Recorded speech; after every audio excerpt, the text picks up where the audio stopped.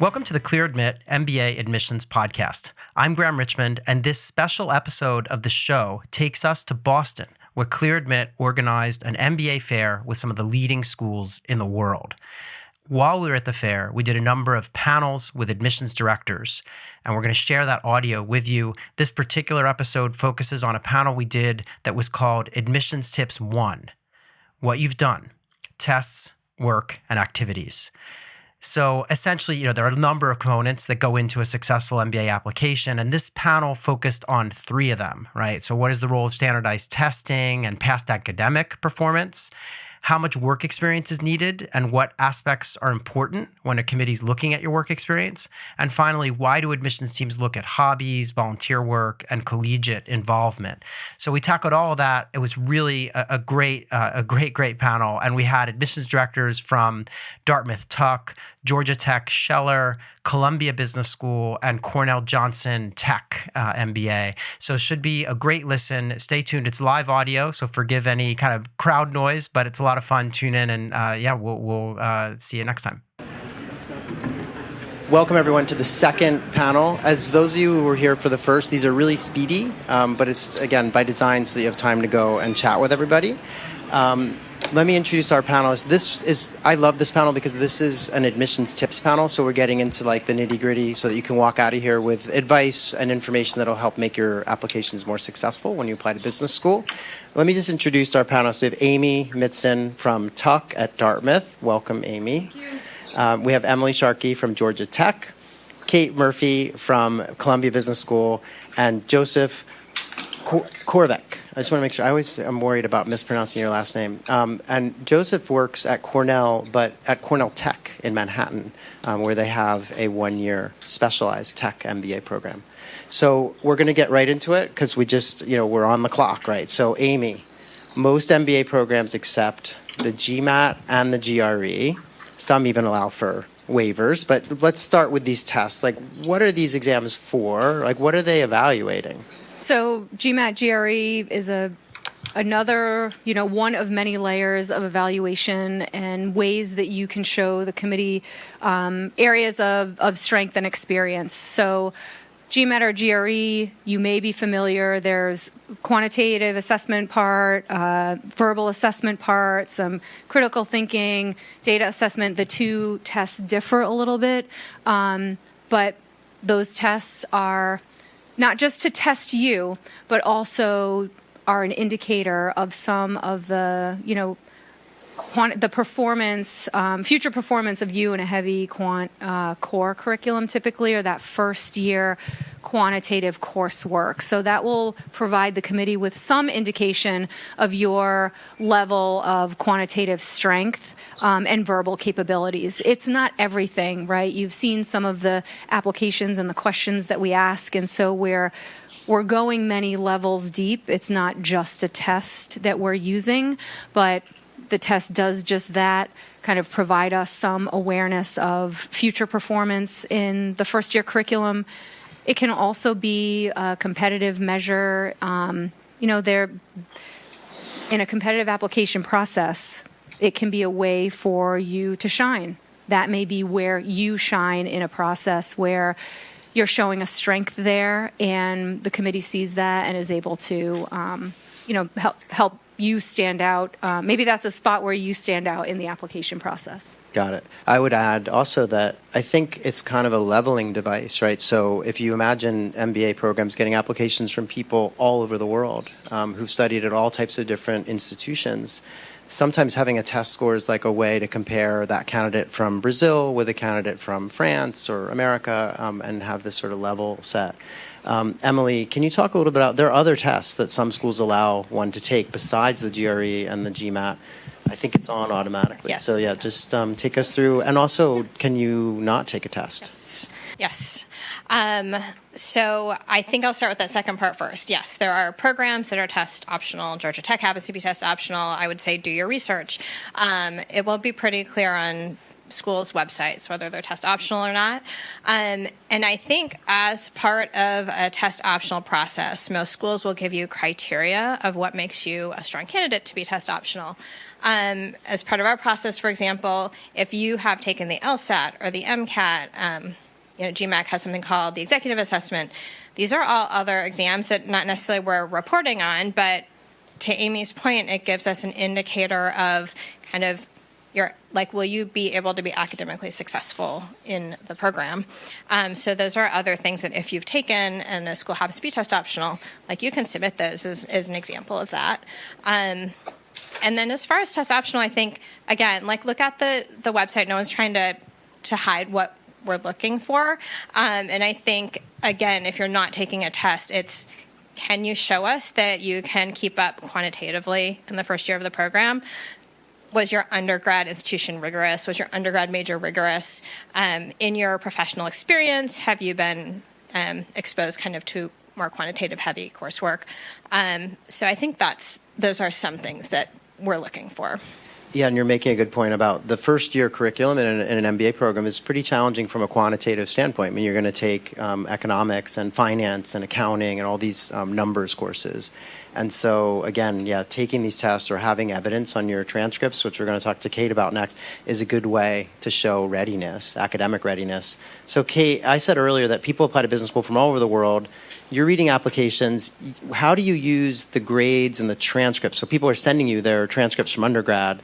How does the committee look at that? Yeah, and I think, like you said, Amy, too, the academic piece is just one part of the application, and what we're looking to glean, like you said, is whether we're going to be setting you up for success in the classroom. So while we don't require you to have a quantitative heavy background or a particular major, we are looking to see that you have been successful or demonstrated academic capacity during undergrad, because typically that would tell us that you will also be successful in a graduate program. So, but again, it's only one piece.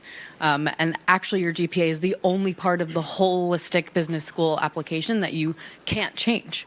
And you can't go back and adjust. So if you have excelled, that can be a really great way for the committee to feel confident that you're going to be successful in the business school classroom.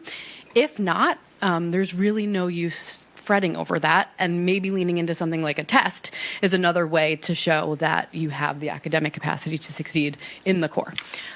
So we're looking at that as one piece of a very large package, and if it's something that you did well in, I think it can be a really strong part that we place a lot of value on. But if not, it's not the end of the world. If you have withdrawn from a class or changed majors or taken a leave of absence or have had to withdraw from and transfer, for example, just be forthcoming about why. Don't leave us asking questions. Many of us have optional essays or addendums as part of our apps, and you can explain why any of those circumstances might have impacted your academic journey, and then lean into the things that you can change. So taking the test, taking a different test, just to show us that you are going to be prepared, because we all want to see you be successful academically at our schools. Excellent. And I know we've been talking only about testing and grades and stuff, which makes it seem like that's the only important part, and it isn't. I think the best way to think of it is the admissions, your application is like a multivariable equation, right? You have the academics, and we're going to talk a little about some of these other components too. So yeah, it's not, don't overemphasize one area. But Joe, I want to ask you about what's the interaction between GPA and test score, because as part of that academic profile, you're looking at, undergraduate performance and maybe a test score. Is there sort of like a way that you look at that? And also, are there cutoffs for GPAs? Like if someone has a 2.5, can they not apply? Like do any schools set cutoffs? Okay, so I just want to add a quick thing to Kate about, go ahead. So our school and some schools do require a WES evaluation of foreign credentials, which translates your foreign credentials into the U.S. system of grades, credits, and degrees. So in some cases, that helps level the playing. If you have a transcript from a non-U.S. university. From a non-U.S. university, okay. Correct. In terms of GPA, in terms of cutoffs, I would say no, but also it depends on the program. Okay? So our program is very tech-oriented. More people get rejected because we require 3 to 7 years of digital-based work experience. So they either they only have 1 or 2, or their work experience revolves around updating the website. So do your research on that. In the other case, folks will look at specific coursework. So our program is very quantitative oriented. Others are not as much. So typically, and I tell people this, we look at linear algebra, stats, programming, and data structures and algorithms. Okay? When I was going for my MBA, I went to Madison, University of Wisconsin-Madison. They looked for accounting, macro econ, algebra, and stats, grades in those. So it's not necessarily overall grade point average, but in many cases it's specific coursework in that. Now, for folks that might have lower test scores, we look at the grades and vice versa. If your grades are low and you're a good test taker, but I would say, especially if many of you are working, because I didn't go, if you don't go right away, prepare for the MBA test. Do not go in cold, because you should only take the test once. You should not take it multiple times. You should prepare yourself right the first time. And I just did practice tests at night for about 2 months.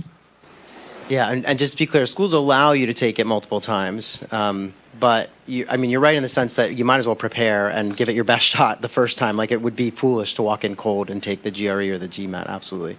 Let's turn away from numbers and towards work experience, which is a big component. So, Amy, can you tell me, why do business schools require work experience? Because it seems like almost all business schools require you to have worked. So what's the purpose of that, and how why? It's not just because the faculty love that you can then bring that experience into the classroom. Like, you may be the one in your section who has had the most recent experience in healthcare or in finance, and the faculty bring that into the case discussion, the classroom discussion, or there's a collaboration with a speaker. It makes the MBA classroom super, super interesting. That's one great result of everyone in the MBA having some work experience. But I also think it's for you, right? You can tell a very good story and have a great understanding of why MBA if you have done something, right? Like, think about what you're doing now, and then think about, what are the skills that I have now? Why do I want to do something else? Like, what's the aha moment that you've had? Like, I think you find that why because of the experience that you are having as a professional. So it's having that understanding of what you've done, and then being able to articulate what you want to do next, aka your goals, which many of us will ask you to talk about. And then also having established a professional network. So you are beginning to strengthen your personal and continuing to strengthen your professional networks. Those are a great complement to the MBA network. So you will have had some practice networking, understanding your industry. That's also something really valuable you bring to your cohort in the MBA. Oh, you've worked in finance, and so someone wants to hear that experience from you. It makes the combination of experiences so valuable. So I think the benefit of that full-time work experience, you are establishing your network. You are also getting an understanding even more about what you want to do and don't want to do. And that makes the MBA even more valuable for you because you come in with a stronger sense of what you want to do with it and next. So, Emily, let's stay on work experience for a second. So, again, you're reading files, and people come from, as I said before, like any number of jobs, industries, et cetera. How do you go about assessing someone's professional background? And also, what if you've never heard of my employer? Like, I don't work at Amazon or some, fancy named company. How do you, and what if I haven't, what if I don't have 10 people reporting to me and don't have that kind of leadership experience, at least not in title? How do you assess? I think I want to take a step back and say, when we're looking to build an MBA class, we're looking for people with really diverse perspectives and experiences, and that definitely includes professional work experience. And so we want a classroom full of people who've had very different professional work experiences. You can bring that experience to the classroom and share it with your fellow students. So there is no, we're certainly not just looking for brand name companies. I think you can help the admission committee if you are working for a smaller company. Make sure your resume is really clear, and make sure that you're pretty clear about what you're doing at that company. I think we do look for kind of professional growth, not necessarily within a certain industry or a certain company, but we're looking for professional growth. We're looking for like leadership experience, but maybe even more so like potential for leadership experience. So you don't have to have people reporting to you. And you can certainly take on leadership roles where you're not managing other people, even if it's within the team you work on. Have I answered your question? I think so. Yeah, I think you have actually. Yeah, and I think one thing that's interesting is just to your point about leadership. You could have a terrible boss that you're actually managing up because the person's not as competent as you might want. And so you're actually guiding them. And so you can show examples in your essays without throwing someone under the bus, but of like how you've managed up, even if you don't have 10 people reporting to you. Everyone's nodding when I mentioned bad bosses. I guess there's something going on there. Yeah. I just wanted to add one more thing about professional work experiences. I think another reason that kind of, I would say, quality MBA programs are looking for that is also, we talked about setting up for academic success, but setting up for like career success post MBA. Is there are a number of companies that there are a lot of MBA grads every year, and they won't look at people unless they've had 3 years of work experience. So we want to make sure that you have kind of the universe of opportunities as far as your career path post MBA. And so I think that's another reason that, we're looking for work experience as well. Excellent. So Kate, we've talked about testing, grades, work experience. There's another component, which is outside activities. So whether that's volunteer work or you're a cyclist or, what do you do in your spare time when you're not at work? How do you look at that stuff and what role does that play in the process? Yeah, definitely. It's really important to us to get to know what drives you, what you're passionate about, the things that interest you outside of your roles and responsibilities at work. Part of that is because coming to business school, an integral part of the experience is getting involved outside the classroom and outside of the formal recruiting. At Columbia, we have over 75 active clubs and organizations that we want you to come and be a part of and join the boards of and take on leadership positions in and drive the conference planning and go out into the West Harlem community and make an impact. So we're looking for folks that obviously are going to be academically and professionally successful, but beyond that, we want to get to know how you're going to make the people around you better. Are you going to make your cluster mates and your learning team better? Are you going to be that supportive, kind person who, lends your support if you're the accounting expert and somebody else on the team maybe doesn't have that experience in their back pocket? We're looking for people that are going to really lean in and make the most of the experience. So leveraging clubs, leveraging organizations, bringing some of the fun stuff too, your hobbies, like you said, if you're a cyclist, if you do anything fun, unique. We see a lot of chess players. We see a lot of people that have really fun, unique hobbies that they're going to bring to the school and to their class and maybe bring new clubs to light. So I think it's an essential part of the MBA experience is getting involved outside of the classroom, not only for your own professional development and leadership, but also for the networking aspect. So generally speaking, if you have been the president of a club or on the board of a club during undergrad or athletics, or if you volunteered for any organizations, or if you've been a part of an ERG at work, that's kind of outside the scope of your role, but dedicated to a cause that's important to you or a community that you identify with, that usually tells us that you're going to be that kind of community contributor when you come to campus. So highlighting that on your resume, highlighting that in your application, giving examples of how that has kind of enhanced your experience during undergrad and in your professional career throughout your essays can help us kind of paint a picture of how you're going to contribute at our schools. Okay. So, Joe, I want to stay on activities, and this is a two-parter. I'm hoping you can kind of myth bust a little bit here. So the first is volunteer work is like far more important than some other activity that someone has, like they're, like let's go to the cycling or running. They run marathons, but versus say volunteer work. And also there's some people who have jobs that are incredibly demanding, like 70-hour work weeks. What if they were super active when they were in an academic setting as an undergraduate before, president of clubs, et cetera? Can that compensate if they don't have a super outside activities profile currently? I guess I'd say, first of all, don't do those things just to pad your resume. Do it because you love it. Okay? There should be some sort of personal motivation behind this stuff.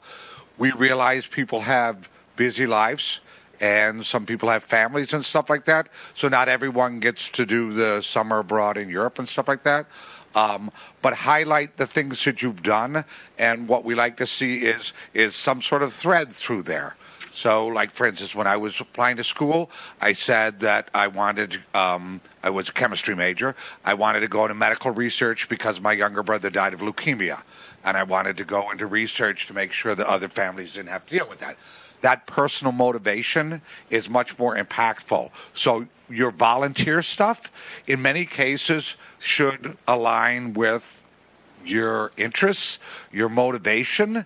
That makes it much more, are you running for breast cancer because someone in your family had that? That's much more impactful for me than if you're just putting something down to be putting something down. Yeah, and great points. And I think what we're getting from this, hopefully, is that you need to have the grades and the test scores to excel in the curriculum when you're in business school. You've got to have the work experience so that you can go on to an interesting career and also lend to the conversations that happen in class. And the outside activities, I mean, these MBA programs they're really amazing in terms of how vibrant they are. You're spending a lot of time in clubs and there are so many activities. In fact, it's like constant FOMO. I remember when I did my MBA, it was like, wow, how do you decide which activity to go and do? Because there's just so much happening all the time. Clubs, conferences, cocktails, et cetera. So that's why I think the admissions directors want to see that you are someone who's active, that you're not just, I studied accounting in school, I'm now an accountant, and when I go home, I like to look at numbers and play in the stock market. That's all kind of, that sends a message like I'm maybe good with numbers, not with people, right? Which wouldn't be the right message to send. So, yeah, it's a holistic process.